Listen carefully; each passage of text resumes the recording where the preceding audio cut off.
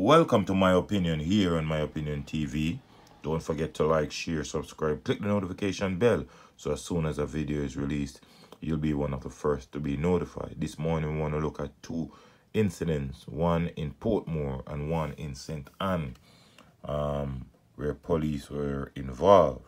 Now the one in St. Anne, and I'm reading from the Jamaica Gleaner, is in the community of St. Dacres near Alexandria, after an incident took place where a policeman killed 43-year-old farmer Glester White, and persons are saying he killed him without a reason. And after the police killed Glester White, angry residents decided to burn the policeman's car as well as a house belonging to his relatives. One of the police relatives had called him to the community to quell a dispute over a water tank on a property leased by White. The confrontation was reportedly sparked by White's decision to deny a little girl on Sunday of water on Sunday morning. Now, you see why the government have to do better as it relates to basic amenities for people, because if this little girl or this parent had water in her own yard, this incident could have been averted. And this situation is happening in thousands of communities, not thousands, hundreds of communities in Jamaica. A lot of communities in Jamaica don't have pipe water access to basic amenities. Anyway, let's continue. I'm reading from the Gleaner. So the confrontation reportedly sparked by White's decision to deny water to the little girl on Sunday morning. Residents claim that denying the little girl, White told her it was too early. Now, in this situation, telling her too early, it depends on how the parent feel at this time, because possibly she might need water to do her early Sunday morning chores very early, as well as maybe it's too early to get onto White's property. Anyway, the child went back home and told her mother, who turned up demanding access to water from what she said was a parish tank.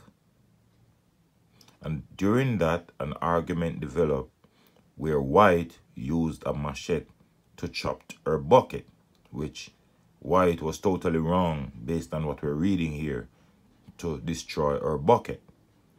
That's when the woman telephoned the cop, said to be her son-in-law.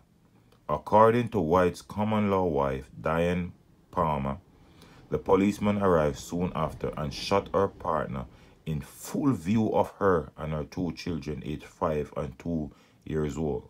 Now, this is where I have a problem. Why war when it can be dealt with peacefully? If your lady calls you and explains a situation to you, man to man, we should reach a point where we can talk things over instead of fight or killing one another over simple issues like this. Look how a simple issue of someone needing the basic amenities such as water can cost lives. 1, the farmer is now dead. 2, the police will have to answer before court what transpired. The children are traumatized. And at the end of the day, the lady who called the police, called her son-in-law, the family house was burned. How many destructions took place when peace could have easily well be the order of the day? Anyway, the common law wife of White, which is the farmer who was killed, said, "Me think him a go fire the shot in the ear. Me then see him White turn back way and drop in the water." She also said it appears that White was shot 4 times. Well, I am not in a position to confirm that. She herself doesn't seem as if she knows how many times he was shot. But police said the cop also threatened members, Palmer said rather, the cop also threatened members of family before police arrived and took him away. She is also preparing to move from the community, saying her family is not safe. Anyway, let's not go too further into that. The situation here could have been averted, one, if the government had put proper procedure there instead of allowing this water to be on Glester White's property, where everybody seems as if that's where they go and catch water. Two, White could have offered to give the little girl the water and tell her next time don't come so early. Three, the mother could have come there and talked to White in a manner to try and resolve the issue. Not to say she didn't. And then when the son-in-law came, which is a police, he should have dealt with the situation much different. And White was totally wrong to destroy the bucket that the lady brought there. But in the end, you see what has happened here. When it is easier to say peace, and peace could have quelled an unfortunate situation. Now that no peace was drawn, look what's happened. Two kids without a father, a woman without a husband.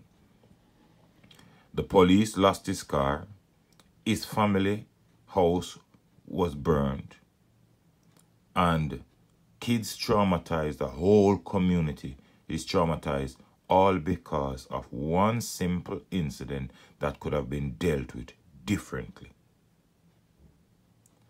Well, Jamaica has become a very violent place.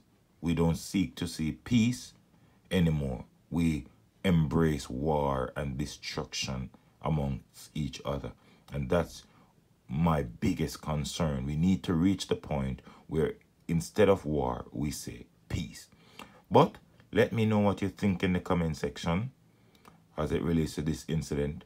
And we put a lot of pressure on the government for this one, because this situation could have been avoided if persons in those communities have basic amenities to themselves, access to water for themselves, rather than going onto other people's property to get water. So the other incident we want to look at is also from the Jamaica Gleaner. A man is dead and a woman identified as his spouse in police custody following a confrontation with the police last night in Portmore. Reports to the Gleaner are that the policeman, a corporal, was driving his private motor car along Cumberland Boulevard when he was stopped by a man who complained that he had been hit in the face with a gun by another man. The corporal who observed the injury to the man's face advised him to report the matter to the Waterford police in Portmore. However, the policeman later saw a man along Keswick Circle fitting the description given to him by the complainant. The police identified himself, and the man pulled a gun from his waistband and began shooting at the police. The corporal returned the fire, hitting the man. It is understood that the injured man's spouse then picked up his firearm, ran. She threw the gun on top of a house as she was chased by the policeman. The gun, a Smith & Wesson pistol with 9 rounds, was recovered by the corporal. The woman was arrested. The injured man was taken to hospital where he was pronounced dead. Now, I think in this day and age, gunshot is being fired, someone would be looking to take away themselves from the scene rather than being hurt. But in this situation, being the type of person she is, her name was not identified in this article, but being the type of person she is, instead of taking away herself and seek cover or seek refuge, she decided to take the man's firearm. He was shot by the police, you know. And she decided to take his firearm and run with it. So clearly, the firearm even meant more to her than her spouse. Because in that situation, you'd expect her to, try to get assistance for her spouse who was just shot by the police, even though he's a criminal. But at that point, if she loved her spouse in any way, she'd have seek assistance trying to help her spouse to reach to the hospital so that he can survive. But instead, even though he was shot and injured by the cop her inclination was to take his firearm and run. And when the police was closing in on her, she decided that, you know what, I'm going to throw it away. So she threw it on top of the house, and luckily it was recovered. Now listen, if the police had shot this woman, you would hear Jamaican people would be out all saying all sort of things. But you see how destructive some of these women can be to their man. But clearly, this woman, she never loved this man. She loved the gun rather than the man. Maybe we should do a check. Maybe that she's the owner of that gun. But you see how these women assist these men carrying out criminal activities in and around Jamaica. She, instead of trying to assist a dying man, which is her spouse, to the hospital, her main interest was to save the firearm. So the firearm clearly valued more to her than her spouse. Well, Jamaica is a place where you wonder. Some things happen in Jamaica sometimes and you wonder, where are the thoughts of these people? What is the mindset? What is behind their thinking? But clearly, this woman is thinking on down the line of criminal behavior, criminal lifestyle. She embraced the criminal, but I can't say she loved the criminal. Because if she loved the criminal, she would have tried her best. Instead of taking the firearm and run, she would have tried her best to accompany him or try get some assistance for him to take him to the hospital while he was shot by the police. But in her moment of trying to conceal the weapon, she took it, she ran with it, and she threw it on her house top.